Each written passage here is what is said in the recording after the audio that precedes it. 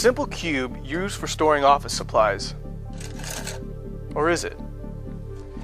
In his book, A Land Unknown, Hell's Dominion, Brian Melvin describes miles and miles of cubes, each one containing a person suffering the same punishment they inflicted on others before they died. Next, on Stories of the Supernatural.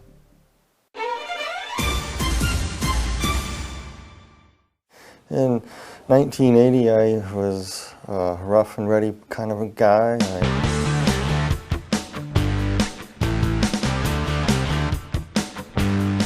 drank a lot and partied a lot, and I was moved to Tucson, Arizona, and I was working at a construction site, and one of the guys brought some water from Mexico that was contaminated, and I ended up drinking it by accident. Got real sick, contracted cholera, and within about 72 hours I was flat on my back and basically dehydrated. That's when I passed away. I noticed that when I passed on, that of course I wear glasses and I'm very nearsighted. I noticed that, the first thing I noticed is that I wasn't wearing my glasses and I could see clearly across the room. And when I turned my head, I noticed that my body wasn't moving. And I was lifted right out of my body and hovered over my body, looking down at myself and looking around. And next thing I knew, I went through the ceiling of the room I was in, and I was transported into a very, very, very black, dark void.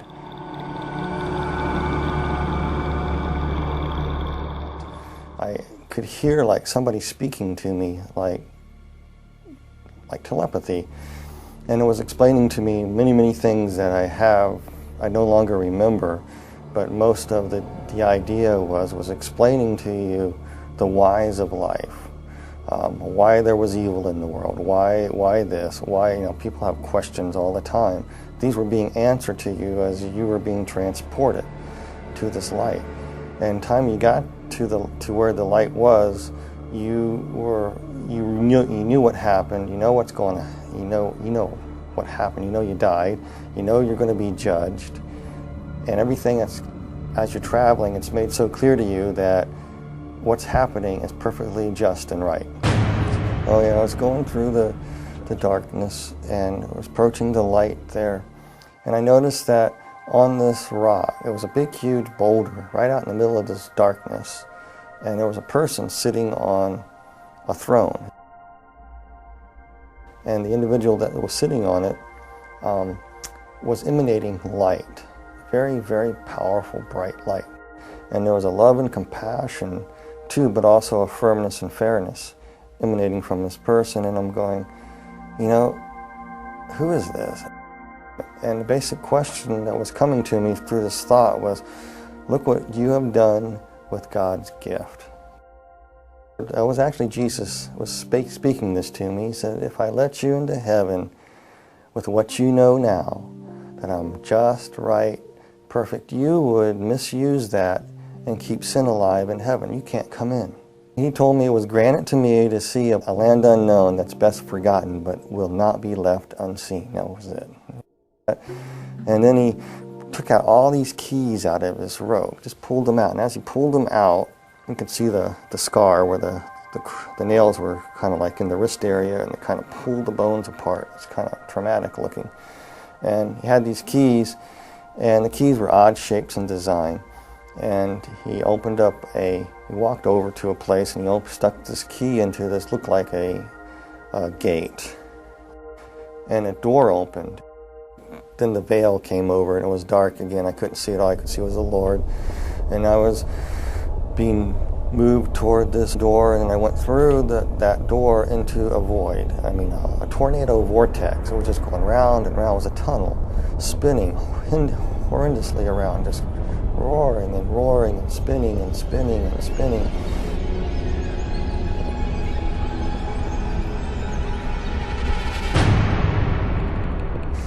And it smelled horrible. I could hear these screeches and noises and sirens. The most thing that I remember the most was slurping noises and screams, and I could feel heat, really hot heat. The next thing you know, I was falling through the sky. It looked like the sky, and I hit the ground. It kind of hurt, and I stood up, and I looked, and I go, where am I? All these people ran out, and some of them looked like people that were dead that I knew, and other people I knew that were not dead. And they come around me, slapping me on the back. They got there awful quick because the house looked far away, but all of a sudden they were there, slapping me on the back, welcoming me there. But something just wasn't quite right with them because they looked weird. They had yellow glints in their eye, and their eyes were almost reptile-like. I looked over and I saw what looked like my best friend turn into somebody else. And I said, hey, wait a minute, you can't do that.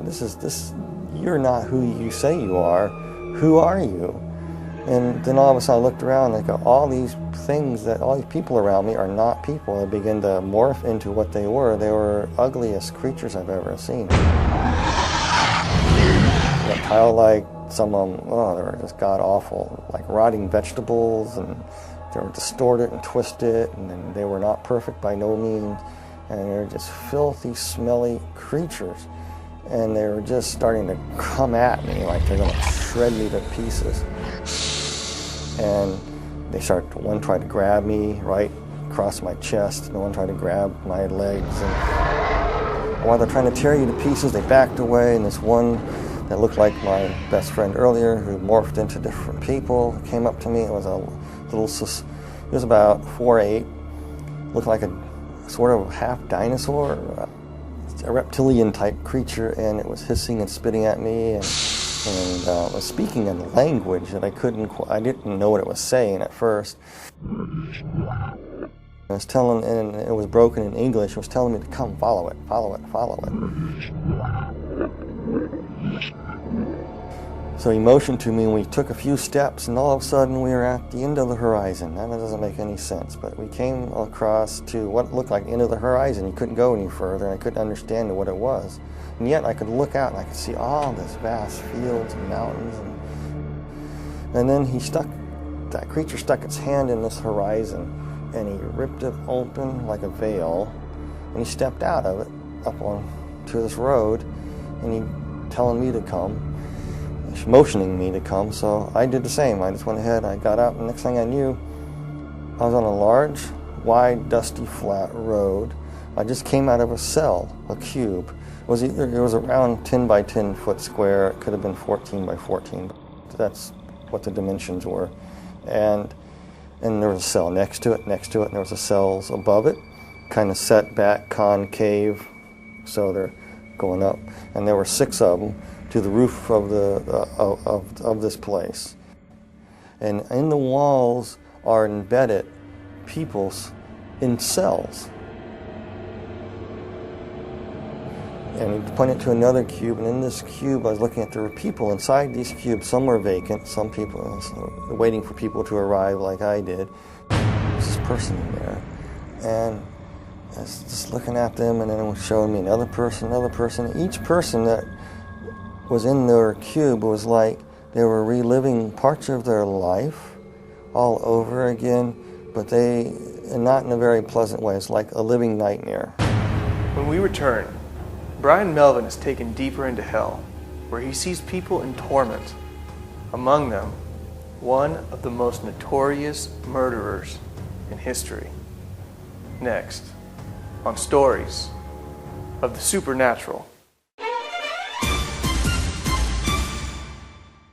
Brian Melvin died after being infected with cholera from drinking water. He describes how his soul was separated from his body and taken to hell. While in hell, his demon guide showed him miles of cubes, most of them containing the souls of people suffering their own personal hell for their deeds during their life on earth. And as we were walking along, I realized that hell is just an enormous big place, and there's many other parts to hell that I did not see. I just saw this place called the pit. And so it says, it's been granted to thee, follow me out to the middle of the road. So he walked out in the middle of the road, and all these demons and creatures running around, and I saw all these people in various stages of torment. And some of these demon creatures inside these cubes were going in at will. and they would be attacking people in various ways. But to the people, they look like other people, or times in their lives, or they look like demons. Whatever their worst nightmare was is basically what they were living. We walked along to another cube, looked inside of another individual that was there, and it reminded me of an old sailing ship. And this guy used to be a captain of the ship, and he was being flogged. Things that he did on this old sailing ship, but he did it for pleasure for these people because it was his ship, and he liked to be mean to his crew, and it was being meted back to him. I noticed this being, this creature looking at me. It was in a cube at first, and the person who was looking at this creature is one of those tall creatures with the faces that went around, but it was of a beautiful purplish color in a way, kind of a beautiful creature, but hideous at the same time. And with its faces revolving around, very seductive, very, very flattering, very, very persuasive. It would try to plant thoughts in your mind, trying to tell you, why would such a good God allow people to suffer like this? It was trying to get me to curse God. I really don't know who the demon creature was. I know he had great power and authority. He either was the second in command or he could have been Satan himself. This one vortex was spinning, and a lady that had just died in a car wreck came through, and she was deposited right there. And I saw her as she arrived, and inside her cube, she saw it as the illusion of her grandmother's farm, her grandparents' farm that she loved so well as when she was growing up. And her grandmother recently passed away too, so she got in this cube, and immediately she thought she was in heaven because there was a grandmother waiting there welcoming me. The grandmother that was actually a demon that gave the illusion of being the grandmother said, "Dear Pudding, you made it to heaven. I'm so glad you're here." And she really thought that she was in paradise. But there was a darker side to her. She would make her children be what she wanted. Her children wanted something else. She wanted them to be this. And if they didn't do it her way, it was the fist. It was verbal abuse. It was cutting down. So as she sat down, I was watching it, and the tree's limbs just grabbed her. And then she realized she was not in paradise. And as we passed some cubes, there were people inside, and they were trapped in flames. And it was like their skin was still intact, but they were burning. And there was this individual, and he was playing pool. And this guy was a child serial killer, but he lived in the 1940s. But he was in this pool hall playing this pool before the punishments would commence again. He thought he had a break. And then these people in there would torment him and come and run and just grab him and tear him up. And out of the sky, I could see this big demon coming down. It reminds me of a snake. He just gobbled him and swallowed him. Then all these other little demons came up and said, that's no fair. We didn't have our chance with him yet. Regurgitated him back up. He was whole. I know this sounds really bizarre, but that's what happened. Then all the other little demons, little teeny things, about 3 foot tall, just jumped on him. And he was powerless. And they were beating him and clawing him. And there was no rest for this guy whatsoever after that. It was constant torment. Everything that he ever done was being justly put back to him. I came to a cube, and I was looking at this, and this was a woman. She was dressed in fine garb. She was a temple prostitute, basically what it was. And she was somebody who died in Corinth around 69 AD. For a price, she would have a newborn son. For some reason, their religion was some strange thing. When you have a newborn son, you can offer it into a statue, and there's flames underneath the statue. You put the baby on the statue, and basically the baby would be cooked. And here she is in this temple. There was no let up to her torment. It was almost like all the little babies that she burned that were hers and other people's were tormenting her, mocking her, pouncing on her, just crawling and tearing her up. And she just screamed, and I had to turn away and walk.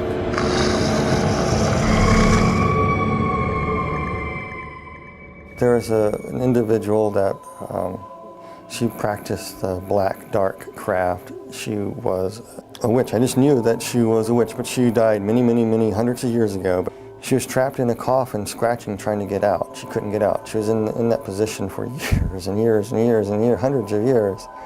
And then finally, when she got it open, all the demons would pounce on her. And I walked on to another cube. We looked in this other cube on this row, and there was another lady. And she believed that Mother Earth could save her. And that if she honored the trees and the rocks, and she was into this nature thing, and part of their religious practice that she would practice would be getting out in the fields and dancing around a fire with a bunch of other people doing the same. The people that she thought that she was with were actually demons, and they would come up to her and say, "You did this." They pick up a stone. You say, "The stone will save you here," and they smacked her with it. So she was standing there, and the demons reached down there and reached in her mouth, ripped out her tongue and part of her thing, and says, "You talk bad? Oh, the stones are not going to save you. Nobody can save you." Then they ripped off her, just actually took her skin and just peeled it off. It was really slow and agonizing to shreds until nothing to the skeletons. Then they took the bones and broke the bones, and she felt everything. Then her body would come back together. The flesh would come back together, and she'd be whole again, and it would start all over again. A different scene would happen. And some of the cruelest people on earth were in these. Some people, I don't like to say names of people or anything like that, but I will, this one particular individual is definitely there, and everybody knows who it is. It's Adolf Hitler. Hitler was sitting in a cube. The cube was open, and it was just burning flames. He's just sitting there burning. And his flesh wasn't burning, and he had this hideous look on his face. And as he was burning, the flesh would be rotting, and he was feeling every bit of it. It was almost like every oven of the gas, of the concentration camps, all the tortures that went on there were being meted back to him in one intense flaming bit of stoked up white hot heat that would rot his flesh away at the same time, make him ashes, come back. He was just being tormented like that. I remember having this weird look on his eyes. It was just angry, vicious anger. When we return, Brian Melvin tells how for a moment he thought he may be trapped in hell for all eternity. We were walking in another segment of hell near the back recesses of the wall, another segment of the deep dark pit. And we're coming to this one pit there was one place, and the cube was open, and inside there, this demon was trying to get me to go inside this cube in what looked like a dentist chair. I'm not afraid of dentists at all, but this thing looked like a dentist chair to me, with all these hideous creatures in there trying to say, "This is where you are going. And they want you in this cube here." And they were trying to get me in there, and I didn't want to go. And this part is very hard for me, because you got to understand, you are so scared. And this whole time you're there, you're just saying, "Jesus Christ, Jesus Christ, Jesus Christ." By that time, I was probably saying "Jesus Christ" so fast, "Jesus Christ" so fast that it was a blur. That's all I can say. They wanted me in this cube, and I was scared. I didn't want to go in this thing. And like I said, throughout the whole time, you felt a connection with somebody from above, the Lord. And then all of a sudden, you could feel something coming for you. I was so petrified, I couldn't distinguish what it was. You could feel the footsteps walking behind you, and the ground thundering. And as it closer, whatever it was walking behind me, and I was too scared to turn away to see who it was, because I didn't want these things to rush me and grab me. And all of a sudden, they started coming toward me. And then the presence got right behind me, and they all scattered. And that purplish, big, tall, demonic creature, the regal creature, kind of backed slightly away and kind of bowed and kind of walked out, just kind of slithered on into the mist, into the darkness of hell. And the Lord was carrying me up.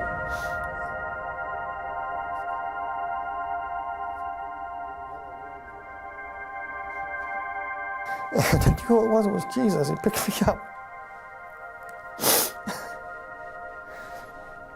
This is the part I remember though so clearly. He just picked me up in his arms, and I could see where they crucified him.